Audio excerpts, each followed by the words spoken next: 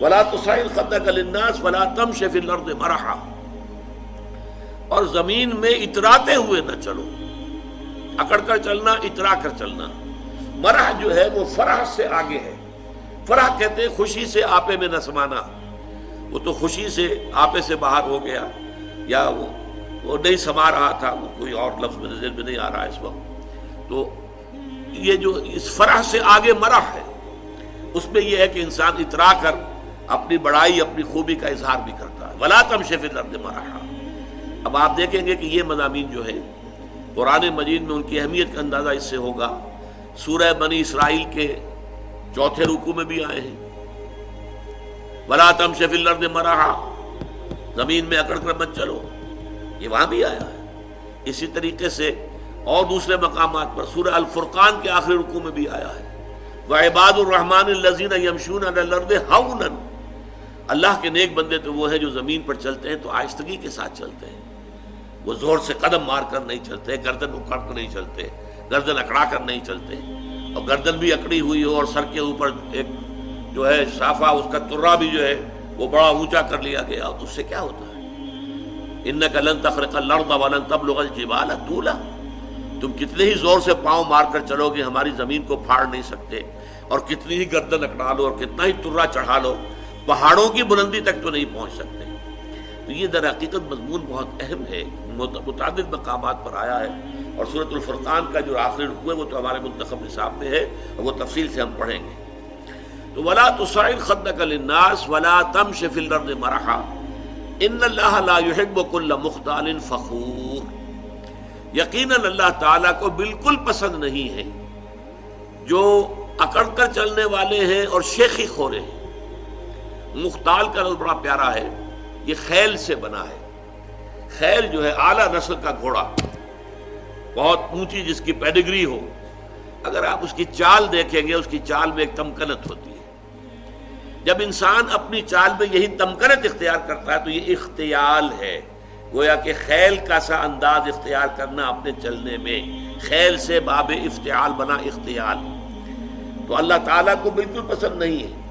کل مختال فخور، فخر کرنے والے، اپنی نیکیوں پر، اپنی دولت پر بھی فخر ہوتا ہے، لیکن اپنی نیکی پر بھی ہوتا ہے، اپنے علم پر بھی ہوتا ہے، اللہ بچائے، اپنی عبادت پر بھی ہوتا ہے، اللہ تعالیٰ اس سے اپنے حفظ و امان میں رکھے۔ ان اللہ لا يحب كل مختال فخور واقصد فی مشیک، اپنی چال میں میانہ روی اختیار کرو۔ یہ چال سے مراد یہاں پر صرف چلنا نہیں ہے، بلکہ پوری زندگی میں روش جسے ہم کہتے ہیں، اپنی روش میں۔ اب روش بھی اصل میں تو چلنے کے معنی میں آتا ہے، لیکن روش کیا ہے؟ رویہ، روش ہر اعتبار سے ایک درمیانی کیفیت۔ والقصد فی الفقر والغنا، حضور نے فرمایا ایک حدیث میں کہ مجھے میرے پروردگار نے 9 باتوں کا حکم دیا ہے، ان میں سے ایک یہ بھی ہے کہ چاہے تنگی ہو اور چاہے کشادگی ہو، کافی مال موجود ہو، ہر حال میں اقتصاد، قصد، درمیانی راستہ اختیار کرنا۔ یعنی یہ کہ اگر بہت تنگی ہے تو کوئی حرج نہیں ہے، کسی وقت قرض بھی لیا جا سکتا ہے، لیکن یہ کہ جو ضروری کام کرنے کے ہیں وہ کرنے ہی ہیں۔ اور اگر زیادہ دولت آ گئی ہے تو بہت زیادہ کھل کھیلنے کی ضرورت نہیں ہے، اس میں بھی یہ ہے کہ محتاط انسان جو ہے وہ خرچ کرے، صحیح صحیح جگہ پر خرچ کرے۔ تو والقصد فی الفقر والغنا، تو یہ بھی اسی طریقے سے چال کا انداز بھی، اس میں بھی یہ ہے کہ نہ بہت تیز چل رہا ہو آدمی، نہ بہت دھیمے چل رہا ہو، اس میں بھی محسوس ہو ایک درمیانی چال سے انسان چل رہا ہے۔ خرچ کے اندر خاص طور پر یہ معاملہ آتا ہے کہ نہ تو کوئی بخیلی کا انداز ہو اور نہ اسراف ہو، نہ تبذیر ہو۔ اسراف سے تبذیر اور زیادہ بری شے ہے۔ اسراف تو یہ ہے کہ آپ حقیقت میں جس شے کی ضرورت ہے اس پر ضرورت سے زیادہ خرچ کریں، یہ اسراف ہے۔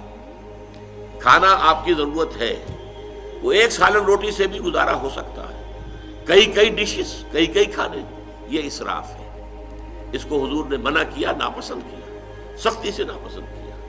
بلکہ آپ نے فرمایا کہ اگر روٹی میں گھی لگا ہوا ہو تو پھر سالن کی بھی ضرورت نہیں، کیونکہ اس کا سالن اس کے اندر موجود ہے، گھی جو اس میں لگا ہوا وہ کافی ہے۔ آپ اس کو حلق سے اتارنے کے لیے بڑی آسانی کے ساتھ نرم ہو جاتی ہے روٹی، سالن کی ضرورت یہی ہوتی ہے۔ تو اس حوالے سے اس میں جو ہے اسراف نہ ہو، اور تبذیر جو ہے یہ بہت بڑا گناہ ہے۔ نمود و نمائش کے لیے، دکھاوے کے لیے، اپنی دولت کا اظہار کرنے کے لیے، اور مال خرچ کرنا جہاں کوئی ضرورت نہیں۔ بچی کی شادی ہے تو کوٹھی پوری بقعہ نور بنی ہوئی ہے، بجلی خرچ ہو رہی ہے، یہ ہو رہا ہے، اس کے اوپر کتنا خرچ ہو رہا ہے، کاہے کے لیے؟ یہ سب نمائش، نمود، اور اس کا جو نتیجہ نکلتا ہے کہ اسی کوٹھی کے اندر کوئی باورچی ہوگا، کوئی جو ہے وہ ان کا شوفر ہوگا، کوئی چوکیدار ہوگا، ان کی بچیاں جو ہیں ہو سکتا ہے کہ وہ بوڑھی ہو رہی ہوں گھر میں بیٹھی ہوئی، اور ان کے ہاتھ پیلے نہیں ہو سکتے کہ کوئی بنیادی ضرورت کی چیزیں بھی فراہم نہیں ہے۔ ان کے دلوں میں محبت پیدا ہوگی سیٹھ صاحب کے لیے، یا یہ کہ نفرت پیدا ہوگی، نفرت اور غصہ۔ اسی لیے پھر جب کے زمانے میں سرخ جھنڈے بہت لاہور کی سڑکوں پہ نظر آئے تھے تو دولت مند لوگوں کو بڑا خوف ہو گیا تھا کہ یہ لوگ جو ہے یہ ہمارے پیٹ چاک کریں گے، ہمارے پیٹ پھاڑیں گے۔ یہ نفرتیں پیدا ہوتی ہیں۔ اسی لیے کہا گیا ان المبذرین کانوا اخوان الشیاطین۔ یہ سورہ بنی اسرائیل میں، یہ بھی ہمارے منتخب نصاب میں درس آ جائے گا کہ یہ جو نمود و نمائش کے لیے دولت اڑانے والے لوگ ہیں یہ تو شیطانوں کے بھائی ہیں۔ وَقَالَ الشَّيْطَانُ لِرَبِّهِ كَفُورًا، اور یقیناً شیطان جو ہے وہ اپنے پروردگار کے لیے، اپنے مالک اور رب کے حق میں بہت ہی ناشکرا تھا۔